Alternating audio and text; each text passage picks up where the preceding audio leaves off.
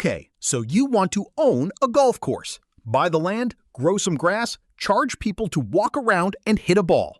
That's the plan in your head, and it's not a bad plan. Drive past any golf course on a Saturday morning and it looks like the easiest business in the world. The lot is full. The pro shop is busy. Groups are teeing off every 10 minutes from sunrise. You watch that scene and you think this place must be printing money. More rounds, more green fees, more cash. Simple. Here's the problem. You are looking at the one morning that lies to you the most. The truth is that a golf course is not really a golf business. It is a real estate and deferred liability business that happens to have grass on it. And the moment you understand that difference, everything about how a golf course makes money and how it quietly loses money starts to make sense. Let's start with what it actually costs to get in the door, because the price tag is a lot more complicated than buy some land and plant grass. There isn't one type of golf course. There are several, and each one is really a different business wearing the same green fairway. At the bottom end, you have the municipal or basic public course, funded or subsidized by a local government, charging modest green fees to keep the game accessible, often just barely covering its own costs. Above that sits the semi-private course, a mix of dues-paying members and public green fee players sharing the same tee sheet. Above that, the full private country club, membership only, funded through initiation fees and monthly dues rather than walk-up traffic. And then there's the top tier, the destination resort course, attached to a hotel or luxury development, charging premium green fees to guests who are paying as much for the experience and the views as for the golf itself. Each of these is a different bet on the same underlying question. Do you make your money from a high volume of public players paying modest green fees, or from a smaller number of members and guests paying much more for exclusivity and consistency? That single decision shapes every other number in the business. Now, here's where the naive mental model starts to break down. You think the expensive part is the land, or maybe the clubhouse. It isn't, not entirely. The expensive part is turning raw land into 150 to 200 acres of precisely graded, drained, and irrigated turf that can survive being walked on, mowed, and watered every single day for decades.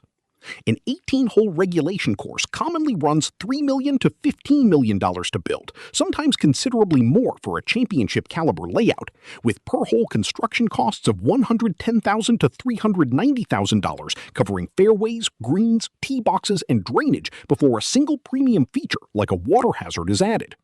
And then there's the part almost nobody budgets for correctly: irrigation. A comprehensive irrigation system, the underground network of pipes, sprinkler heads, pumps, and controllers needed to keep an entire course alive through a summer, commonly costs $1 million to $2.5 million on its own. And in dry climate states, the water rights attached to that system can be worth more than the land itself, a separate, treatable asset that has to be secured, permitted, and paid for long before the first seed goes into the ground. Turf installation, the actual grass, adds another $500,000 to $1.5 million, depending on the species and quality required for the climate. Add land acquisition, which is frequently the single largest line item because the acreage a golf course needs is exactly the kind of large, contiguous, well-located parcel that competes directly with housing developers for the same land. And even a modest course can require its full $3 million to $15 million in startup capital before a single green fee is collected. So far, so good. Now, let's talk about what can go wrong.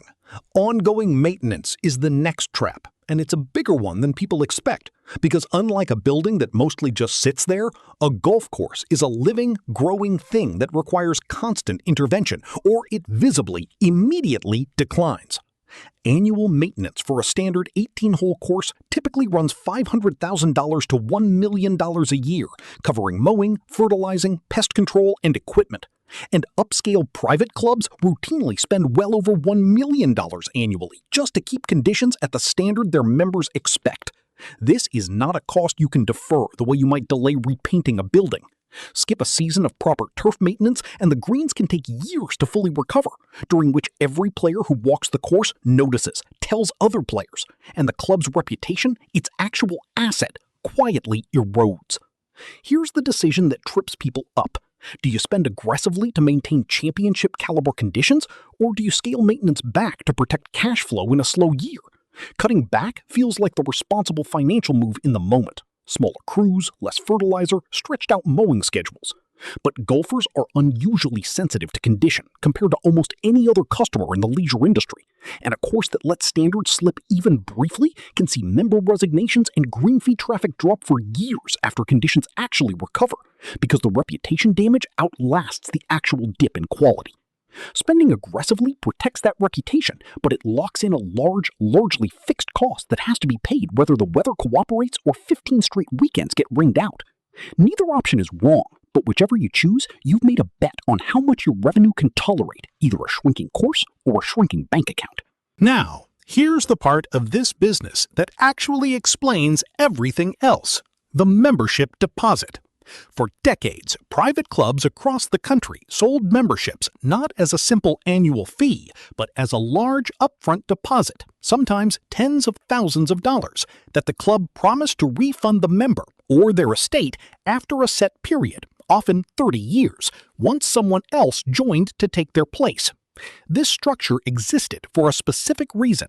Booking the money as a refundable deposit rather than as income meant the club avoided paying tax on it the moment it came in, while still getting to use that cash to build the clubhouse, fund the maintenance budget, and cover payroll for decades. Picture two clubs that both raised $20 million this way. In one future, membership stays stable for decades. A handful of members resign each year, new members join, and their deposits fund the outgoing refunds, and the liability quietly rolls forward forever without ever actually coming due in full. In the other future, something shakes confidence: a recession, a change in ownership, a decline in course conditions, and a large number of members decide to resign at once, all expecting the refund they were promised. Which of those two futures is the one every club secretly built its business around? The first one, and this is the single most important idea in the entire private club industry, because the deposit was never actually sitting in a separate account waiting to be paid back. It had already been spent on the clubhouse, on the irrigation system, on decades of payroll. The same way a bank doesn't keep your entire savings account sitting in a vault. The club was functioning as a bank that had loaned itself its own depositors' money, and as long as resignations trickled in slowly enough to be covered by new member deposits, nobody ever noticed the liability wasn't actually funded. Then 2008 happened, and clubs nationwide got exactly the scenario they'd never priced for. Members resigned in large numbers all at once, precisely because refundable deposits had fallen out of favor and people wanted their capital back, and clubs simply didn't have tens of millions of dollars in cash sitting around to make good on decades of accumulated promises. Some clubs negotiated steep discounted buyouts, offering resigning members a fraction of what they were owed in exchange for an immediate cash settlement. Others used Chapter 11 bankruptcy specifically to extinguish the liability entirely, restructuring what members were owed down to a fraction of the original deposit, sometimes as little as 11%, paid out over years rather than the full amount owed on demand. A membership deposit liability sitting on a club's books can run into the tens of millions of dollars, and it's exactly the kind of number that makes an otherwise healthy-looking club nearly impossible to sell, because any buyer has to either assume that debt or find a legal way around it. There's a seasonal wrinkle to this whole picture that's worth walking through, because it shapes the entire financial calendar of the business, and it's harsher here than in almost any other business on this list. In cold weather climates, the playable season can run as short as 6 to 8 months, April through October in much of the northern United States, while the fixed costs, the mortgage or lease, insurance, a skeleton maintenance crew to protect the course through winter, keep running for a full 12. A course that generates nearly all of its revenue in a 6-month window has to price every round, every membership, and every tournament rental with the other 6 months already baked in, which is exactly why so many northern courses lean heavily on annual membership dues rather than pure green fees, because a member who prepays for the year is effectively subsidizing the months nobody is playing at all. There's also a structural choice sitting underneath all of this. Run the course independently or hand day-to-day operations to a professional management company. A management company brings a proven playbook, purchasing scale on maintenance equipment and chemicals, and a recognized brand that can help attract members to a club that might otherwise struggle on its own. That's valuable, especially for a municipality or a first-time owner without hospitality experience. But it isn't free. Management contracts typically charge a base fee plus a percentage of revenue or profit, on top of whatever the course was already going to spend on maintenance and staff. An independently run course keeps the entire margin for itself. A managed course is trading some of that margin for expertise and stability, which can be worth it, but only if professional management actually grows revenue or cuts costs by more than the fee itself. Now, here's where the psychology becomes just as important as the math. Why do people pay tens of thousands of dollars to join a private club when a public course down the road offers a similar round of golf for a fraction of the price? Part of it is pure exclusivity.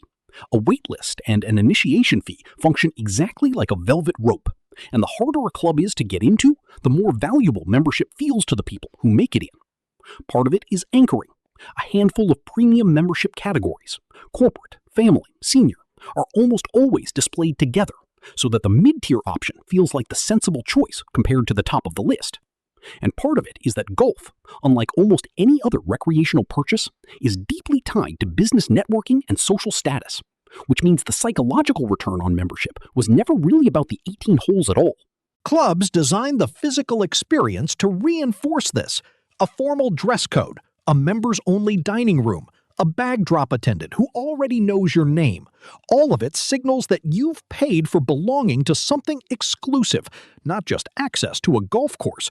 Which is exactly why clubs invest heavily in staff who remember names and preferences, even though that service adds essentially nothing to the actual round of golf being played. Before we get to what can go wrong, there's a second layer of hidden cost that catches almost every first-time course owner off guard, and it has nothing to do with membership at all. It's water. Beyond the irrigation system itself, many western and southwestern states operate under prior appropriation water right systems, where the right to draw a certain volume of water is a separate, often decades-old legal entitlement that can be worth millions of dollars on its own, can be challenged by newer regulations protecting drought-stressed aquifers, and in some jurisdictions can be curtailed by the state entirely during a serious shortage, regardless of what a course has historically been allowed to use. A course that assumes its water supply is a fixed permanent input has quietly taken on a risk that a single bad drought year or a single unfavorable water rights ruling can turn into an existential threat almost overnight because there is no version of a golf course that survives losing its irrigation. That's a small example, but it points at the bigger lesson of this entire business. Almost none of the real costs are the ones printed on the membership brochure. They're the ones buried in a water rights filing, a membership deposit ledger, or a pesticide and fertilizer contract that fluctuates with commodity prices nobody in the pro shop is tracking. And plenty of things do fluctuate. Chemical and fertilizer costs for turf management move with the same input costs that affect broader agriculture. And a course that built its financial model off a single year's quote can find its maintenance budget blown out by a bad year in the fertilizer market alone. Now, let's talk about whether a golf course built entirely on this deposit and acreage model can actually survive. Because the honest answer is increasingly not, and not always for the reason you'd expect. Because the biggest threat to many golf courses today isn't bad management or bad weather. It's that the land underneath the fairways has become worth more as something other than a golf course. Nearly 1,500 golf courses or country clubs have closed across the United States in the past decade or so, and a significant share of those closures happened specifically because a developer looked at 150 acres of contiguous, well-located, already cleared land and realized housing, retail, or mixed-use development on that footprint was worth dramatically more than another decade of green fees ever could be. Research on these closures has found that nearby home values actually decline while a course sits closed or for sale, then rise again once redevelopment visibly begins, meaning the land is worth more to everyone the moment it stops being a golf course. The answer isn't that people stopped wanting to play golf. Participation in the sport has held up reasonably well in recent years. The answer is structural. A course sitting on land that a developer values at multiples of what the golf operation itself generates in annual profit is, in the most literal sense, worth more dead than alive. And a membership deposit liability, sitting on the books, that same liability we walked through earlier, sometimes tens of millions of dollars owed to resigned members, is often the exact lever an owner uses to justify closure, since bankruptcy or a negotiated wind-down can extinguish that debt in a way that simply continuing to operate the course never could. A packed tee sheet on a sunny Saturday tells you nothing about whether the land underneath it is worth more as a golf course or as something else entirely. So how does a golf course actually make money, in plain mechanical terms, once it's past all of this? The core engine is simple: membership dues plus green fees plus ancillary revenue, food, beverage, and the pro shop, minus fixed costs, land or mortgage payments, maintenance, insurance, and staff, all generated across a season that may only run 6 to 8 months of the year. If a course has annual fixed costs of around $800,000 and an average face dues rate of $4,000 a year, it needs roughly 200 committed members just to clear its fixed costs before a single walk-up green fee is ever collected, which is exactly why the membership base, not the number of golf carts you see rolling out on a sunny Saturday morning, is the real number that determines whether the course survives the winter.